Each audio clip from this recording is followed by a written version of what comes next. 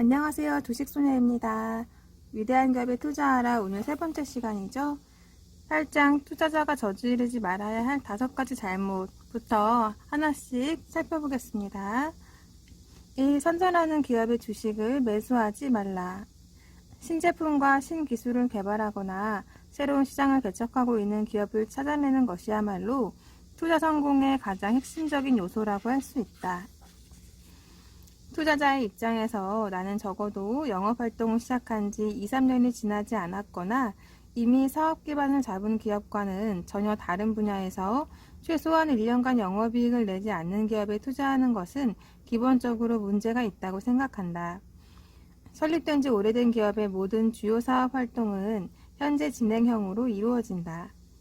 투자자는 이런 기업의 제품을 잘 알고 있고 매출액과 매출 원가, 경영진의 능력 등 사업 활동의 다양한 측면들을 모두 파악할 수 있다.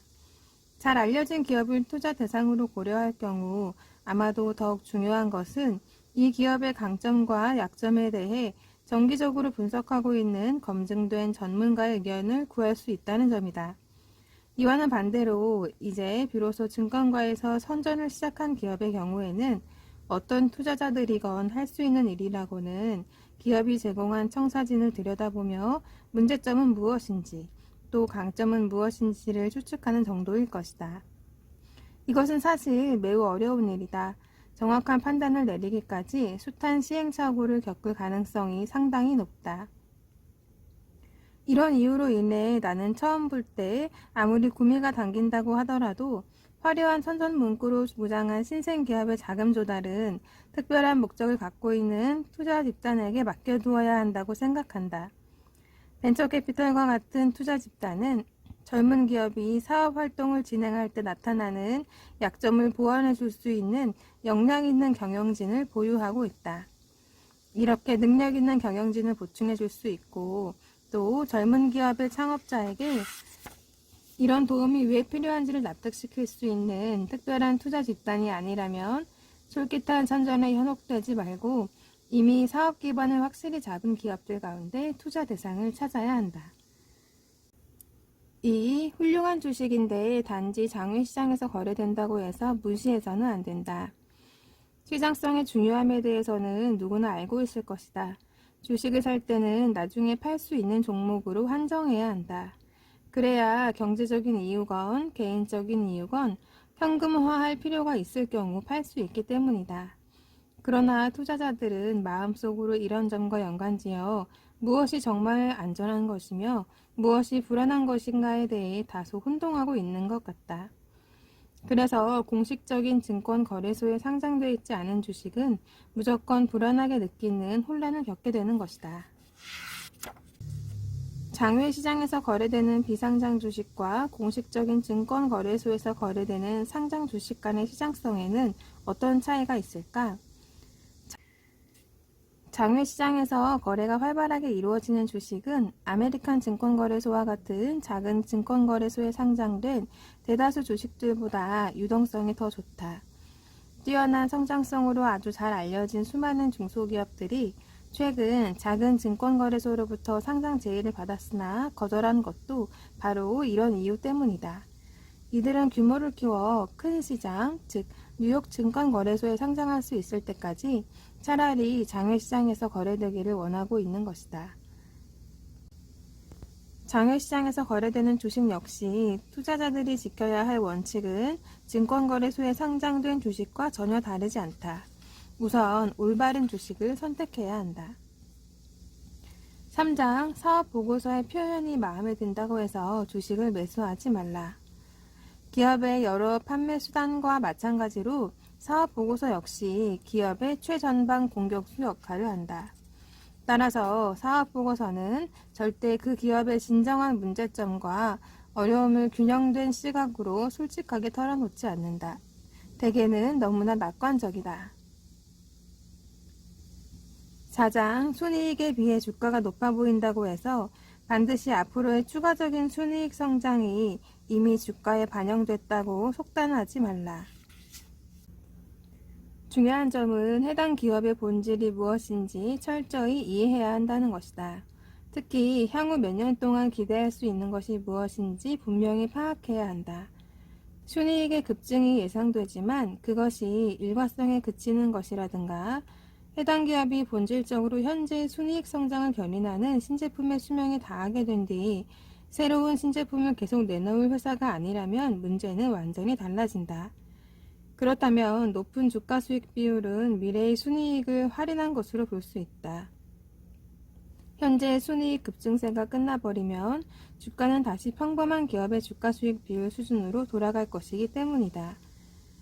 하지만 이 회사가 꾸준히 전력을 키워 순이익 창출의 새로운 원천을 개발하고 있다면 5에서 10년 후의 주가 수익 비율은 오히려 지금보다도 훨씬 더 높아질 것이다. 바로 이런 종류의 주식이 많은 투자자들이 믿는 미래의 실적에 비해 너무 할인돼 거래되는 경우를 자주 발견할 수 있다. 언뜻 볼 때는 굉장히 비싼 것처럼 보이지만 잘 분석해보면 그야말로 아주 헐값에 거래되고 있다는 사실을 발견하는 게 다름 아닌 이런 종목이다. 5. 너무 적은 호가 차이에 연연해하지 말라. 몇백 주 정도의 주식을 매수하고자 하는 소액 투자자가 지켜야 할 원칙은 매우 간단하다. 매수하고자 하는 종목이 올바른 기업이고 현재의 주가도 합리적인 수준에서 매력적이라면 시장 가격으로 사라는 것이다. 25에서 50센트, 심지어 몇 센트 정도의 호가 차이는 만약 이 주식을 매수하지 못했을 경우 놓치게 될 이익 규모에 비하면 그야말로 아무것도 아니다. 만약 이 주식이 장기적인 잠재력을 충분히 갖고 있지 못하다면 처음부터 매수할 이유도 없다. 9장 투자자가 저지르지 말아야 할 5가지 잘못 추가. 1. 너무 과도하게 분산 투자하지 말라. 투자자들은 분산 투자의 원칙에 너무 집착해 한 바구니에 많은 계란을 담아서는 안 된다는 점을 과도할 정도로 두려워한다. 이로 인해 자신이 확실하게 잘 아는 기업에 대해서는 거의 신경을 쓰지 않으면서도 자신이 전혀 모르는 기업에 너무 많은 관심을 쏟는다. 어떤 기업에 대한 충분한 지식 없이 그 주식을 매수하는 것은 분산 투자를 제대로 하지 않는 것보다 훨씬 더 위험하다는 사실을 이들은 잘 모르는 것 같다. 주식에서는 분산 투자를 하는 종목 그 자체의 성격이 매우 중요하다. 어떤 기업들은 그 회사 자체만으로도 상당히 분산 투자를 하고 있다. 대부분의 주요 화학 제조업체들이 대표적이다. 이들이 생산하는 제품들이 전부 화학 제품으로 분류된다 해도 저마다 완전히 다른 산업에 속해 있는 제품인 경우가 많다. 제조 방식이 전혀 다른 제품들을 생산하기도 한다. 또 전혀 다른 고객을 상대로 전혀 다른 업체와 경쟁한다. 더구나 한 가지 화학 제품의 경우에도 고객군이 다양한 산업별로 나뉘어져 있다면 그 자체로 내부적인 분산 투자가 이루어진 셈이다. 이처럼 주식 그 자체의 성격에 기인한 분산 투자의 요건을 감안하면 평균적인 투자자들이 통상적으로 생각하는 최소한의 분산 투자 원칙은 성립할 수 없다. 분산 투자를 위해 편입한 종목들이 어떤 산업에 속해 있는가도 생각해야 할 문제다. 가령 분산 투자를 한다고 10개 종목의 주식에 똑같은 금액을 투자했는데 이 가운데 8개 종목이 은행주라면 이건 분산 투자와는 한참 거리가 멀 것이다. 이와는 반대로 10개 종목 모두 완전히 다른 산업에 속해 있는 주식이라면 당초 의도했던 것보다 더욱 큰 분산 효과를 보게 될 것이다. 따라서 분산 투자란 각각의 경우마다 다르고 일률적인 원칙은 있을 수 없다는 점을 이해해야 할 것이다. 어떤 투자자의 보유 종목 수가 너무 많다는 것은 그 투자자가 주도 면밀하다는 말이 아니라 자신에게 확신을 갖지 못하고 있다는 말이다. 자신이 직접적으로든 간접적으로든 제대로 관리할 수 없을 정도로 많은 종목을 갖고 있을 경우 오히려 아주 적은 숫자의 종목에 투자한 경우보다 낮은 투자 수익률을 올리는 경우가 많다. 어떤 투자자든 약간의 실수는 불가피하다는 사실을 인정하고 충분한 분산 투자를 통해 이 같은 실수가 치명적인 것이 되지 않도록 하는 게 중요하다. 그러나 이보다 더 중요한 것은 수많은 종목이 아니라 최고의 주식에 전력을 기울여야 한다는 점이다. 주식 투자에서는 수많은 종목에서 조금씩 이익을 얻은 것을 모두 합쳐도 뛰어난 종목에서 거둔 투자 수익에 훨씬 못 미친다는 사실을 명심해야 한다. 2. 전쟁 우려로 인해 매수하기를 두려워해서는 안 된다. 전쟁이 터지거나 전쟁 우려가 고조됐을 때 주식을 사야 하는 이유는 전쟁 그 자체가 주주들에게 이익이 되어서가 아니다. 그것은 화폐 가치가 떨어지고 이로 인해 화폐 단위로 표시되는 주가는 당연히 오를 것이기 때문이다. 3장 관련 없는 통계 수치들은 무시하라.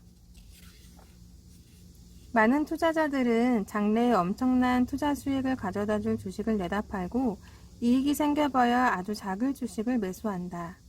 아직 오르지 않은 주식에 너무 관심을 집중하다 보니 자신도 모르게 모든 주식이 같은 비율만큼 올라야 한다는 착각에 빠져드는 것이다. 그래서 이미 많이 상승한 종목은 더 이상 오르지 않을 것이며 아직 오르지 않은 종목은 당연히 상승할 것이라고 믿게 된다. 이것은 진실과 거리가 멀어도 한참 먼 것이다. 어떤 주식이 지난 몇 년간 올랐다거나 오르지 않았다는 사실은 현재의 주가 수준을 결정하는 데 전혀 중요하지 않다. 정말로 중요한 것은 지금 시장이 결정한 주가 수준보다 주가를 결정적으로 더 높여줄 수 있는 충분한 개선이 일어나고 있으며 혹은 일어날 가능성이 있는가 하는 점이다. 다시 말하지만 정말로 중요한 것은 현재 그 회사가 놓여있는 상황을 정확하게 파악하는 것이다. 앞으로 몇 년 동안 어떤 일이 벌어질지를 이해하는 것이 훨씬 더 중요하다는 말이다. 4. 진정한 성장주를 매수할 때는 주가뿐만 아니라 시점도 정확해야 한다. 어떤 기업의 내용을 살펴보니 우리의 15가지 포인트에 따라 설정한 기준에 훌륭할 정도로 부합했다. 더구나 1년쯤 뒤에는 매우 중요한 의미를 지닌 순이익 증가가 예상되고 있는데 증권가에서는 새로운 순이익이 창출되는 요인에 대해 아직 충분히 인식하지 못하고 있다. 더더욱 중요한 사실은 이 같은 요인 덕분에 적어도 향후 몇 년 동안 순이익이 급증할 것이 확실하다는 점이다. 실은 최근 몇 년 동안 다른 벤처기업들이 잇따라 성공하면서 이 기업 역시 주목받게 된 것인데 만약 이런 새로운 분위기나 영향이 아니었다면 이 기업의 주가는 지금처럼 32달러가 아니라 20달러 언저리에 머무르고 있을 것이다. 그렇다면 앞으로 5년 뒤 앞서 이야기했던 새로운 순이익 창출 요인이 충분히 주가에 반영될 경우 75달러의 가치가 있다고 할 때 지금 우리가 적정하다고 생각하는 가치보다 60%의 프리미엄을 더 얹은 32달러를 주고 이 주식을 사야 할 것인가? 이제 정말로 중요한 것은 어느 정도 낮은 수준의 주가로 매수할 수 있느냐 하는 것이다. 이런 상황에서 어느 정도 의지할 만한 방법이 하나 있는데 이것은 주식을 특정 주가에 맞춰서 사는 것이 아니라 특정 시점에 맞춰 사는 것이다. 그 시기를 기업별로 평균치를 내서 계산해 보니 시험 생산 공장을 가동하기 1개월 전이었다고 하자. 그런데 지금 우리가 예로 든 기업의 주가가 32달러 수준이라고 하자. 그리고 이 기업의 시험 생산 공장이 6개월 후에 가동을 시작할 예정이라면 지금으로부터 5개월 뒤에 이 주식을 매수하는 방식이다. 물론 이 주식을 매수한 뒤 주가가 더 떨어질 수 있다.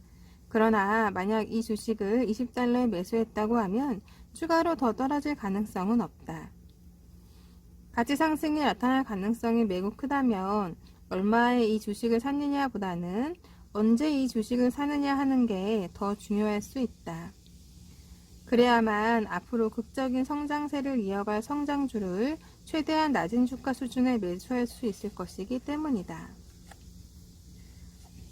5. 군중을 따라가지 말라.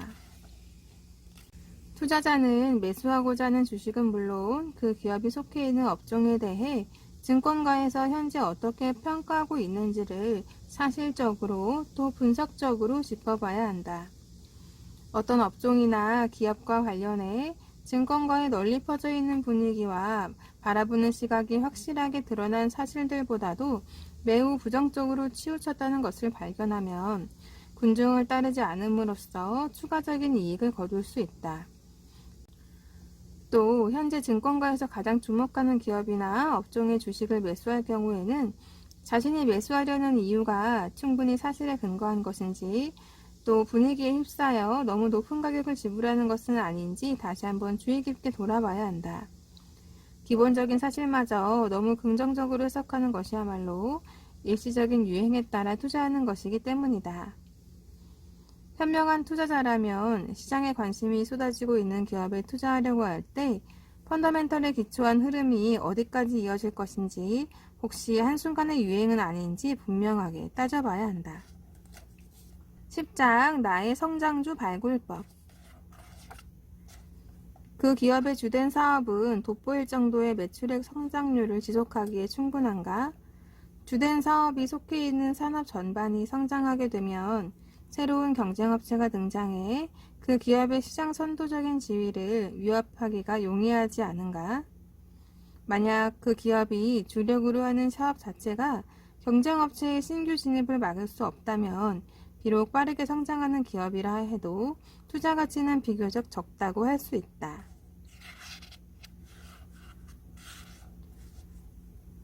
투자의 세계에서는 자신이 고려하는 모든 투자 문제에 대해 전부 해답을 구할 필요는 없다. 그렇게 한다고 큰 돈을 벌 수 있는 게 아니다. 필요한 것은 실제로 주식을 매수하는 몇 번 안 되는 경우에 정확한 답을 갖는 것이다. 이런 이유로 인해 나는 조사 대상 기업의 현재 상황을 파악할 수 없거나 중요한 사업 계획이 불확실할 때는 일단 옆으로 제쳐놓고 다른 일을 하는 게 현명하다고 생각한다. 주식시장 역시 다른 분야와 마찬가지로 그만한 보상을 받기 위해서는 마땅히 투입해야 하는 노력을 해야 비로소 수익을 거둘 수 있다. 이를 위해서는 능력과 함께 부단한 노력이 필요하고 판단력과 앞날에 대한 비전을 갖고 있어야 한다. 이런 자세를 갖추고 또 이 책에서 설명한 원칙을 기초로 15가지 포인트를 충족시키고 있지만 아직 증권가에서 제대로 평가받지 못하고 있는 기업을 찾아낸다면 틀림없이 엄청난 투자 수익을 안겨줄 성장주를 발굴할 수 있을 것이다. 이것은 과거의 기록이 분명하게 보여준다. 그러나 이런 성장주는 부단한 노력 없이는 발굴할 수 없고 또 매일같이 찾아낼 수도 없다. 11장 요약과 결론. 어떤 종류의 주식을 매수하고 언제 매수해야 하며, 또 가장 중요한 사항으로 주식의 본질이라고 할 수 있는 기업이 성공적인 사업체로서의 성격을 유지하는 한 절대 매도해서는 안 된다는 점을 설명했다. 그러나 이 책에서 제시한 원칙을 알고 자주 저지르는 실수에 대해 이해한다 해도 인내심이 없거나 자기 단련을 하지 않는 사람에게는 아무런 도움도 되지 않는다는 점을 명심해야 한다. 네, 이렇게 해서 11장 마지막까지 다 다뤄봤습니다. 위대한 기업에 투자하라, 필립 피셔가 쓴 책 이렇게 마무리를 하게 되었네요. 다음 책도 또 흥미롭고 유익한 책이니까 기대해 주셔도 좋고요. 날씨가 많이 더운데 건강 잘 챙기시고, 곧 있으면 여름 휴가죠? 휴가도 모두 잘 보내시기 바라며 또 다음 영상에서 뵐게요. 그러면 다음 시간에 만날 때까지 모두 안녕!